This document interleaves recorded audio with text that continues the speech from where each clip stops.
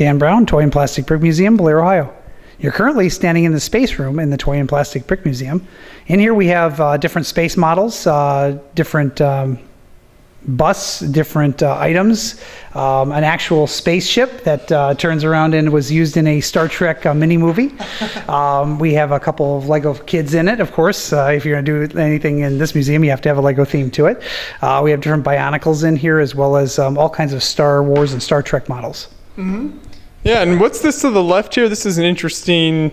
This was a docking bay. The original Lady Liberty with lightsaber was made by Nathan Sawaya, and that was a one-of-a-kind model that he made for a charity auction event, and I was able to win that event, so I ended up with that model. Very cool. We have a number of the store displays. The M&M Darth Vader, he's one of my favorite guys in the whole place. I love him. Yeah, that's a funny mosaic there. You get that? Yeah. That's an original one, too. So really kind of a unique build theme there, but, you know, because he kind of has a dark... Darth Vader on the left-hand side and the funny guy on the right-hand side. Mm-hmm. So it was definitely a little bit darker than I'm used to seeing Lego be, but it was good. Mm-hmm. All's good.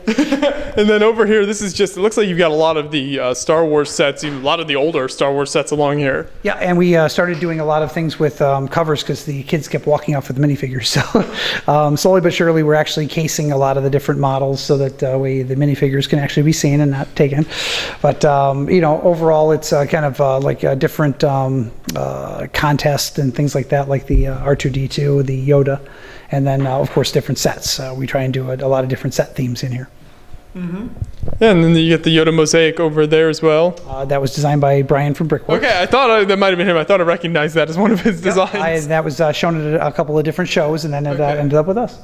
Yeah, very cool. And so down here you got some more of the Star Wars sets, and then kind of on this side it was just mostly Bionicle and some of the Mars mission type themes. Yeah, we tried to keep each type of set in a general area. A couple Galadors jumped in for fun, but yeah, in general we tried to you know, show different things in different areas that make sense. But you know, things change, you know, and you know, making sense isn't all it's cracked up to be.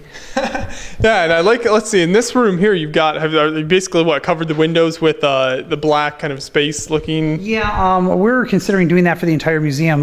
The sun, as you know, washes out the Lego terribly, so we set up a few rooms where we blocked the windows, and that worked out very well. Also for heating and cooling, it made a big difference. So eventually we're hoping to go geothermal with the whole building, and then when we put the loop in, then we'll turn around and block all the windows off, so we've got a you know, an effective heating and cooling system. Mm-hmm. Yeah, that's really cool. It's nice that you got this whole space themed room here, and you know, it's interesting to look at some of these older sets here that you don't see very often, and you know, from quite a few years ago. The pod racers and things like that. You don't see a lot of those anymore. But yeah, we try and show new stuff and old stuff and everything in between. Yeah, very nice. Well, thanks for taking us through the room. Thank you very much.